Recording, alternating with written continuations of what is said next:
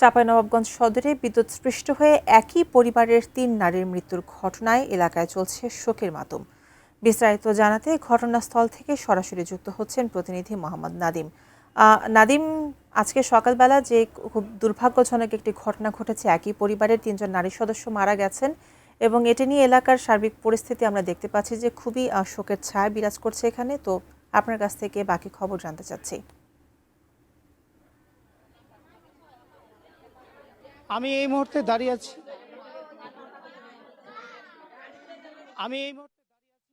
চাঁপাইনবাবগঞ্জ বারোঘড়িয়া লক্ষ্মীপুর বারোঘড়িয়া এখানে শোকের মতন যে মানে যেখানে আজ মঙ্গলবার সকাল আনুমানিক 6টার দিকে এই হৃদয় বিদারক ঘটনাটি ঘটে।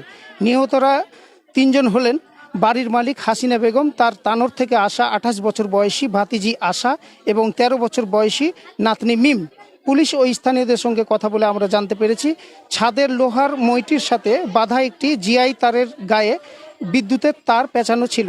বৃষ্টির পানিতে লিক হয়ে পুরো লোহার মইটি বিদ্যুতায়িত হয়ে পড়ে। সকালে হাসিনা বেগম মইটিতে হাত দিলে বিদ্যুৎ স্পৃষ্ট হন। এ সময় তাকে বাঁচাতে গিয়ে প্রথমে ভাতিজি আশা এবং পরে নাতনি মিম এগিয়ে এলে 3 জনই একে একে বিদ্যুতায়িত হয়ে পড়েন। পরে এক অটোরিকশা চালক এগিয়ে আসলে বাড়ির মেন সুইচ বন্ধ করে। তবে ততক্ষণে ঘটনাস্থলে 3 জন মর্মান্তিকভাবে মৃত্যুবরণ করে। জেলা অতিরিক্ত police super ANM Wasim Firoz আমাদের নিশ্চিত করেছেন যে সদর মডেল থানার পুলিশ ঘটনাস্থলে পৌঁছে প্রাথমিক আইনগত কার্যক্রম সম্পূর্ণ করেছে।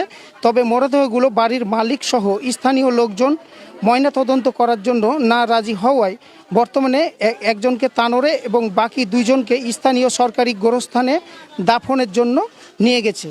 ইতিমধ্যেই দাফনের কাজ চলমান রয়েছে। এই বাড়িসহ পুরো এলাকা জুড়ে এখন গভীর শোকের মাতম। আপনি দেখতে পাচ্ছেন কি আমার পিছনে বাড়ির লোকজনকে দেখা, আসলে এখানে এমনই শোকের মাতম ঘটেছে কি বাড়ির আশেপাশের এবং এলাকার বিভিন্ন এলাকার লোকজন এসে সান্ত্বনা দিচ্ছে।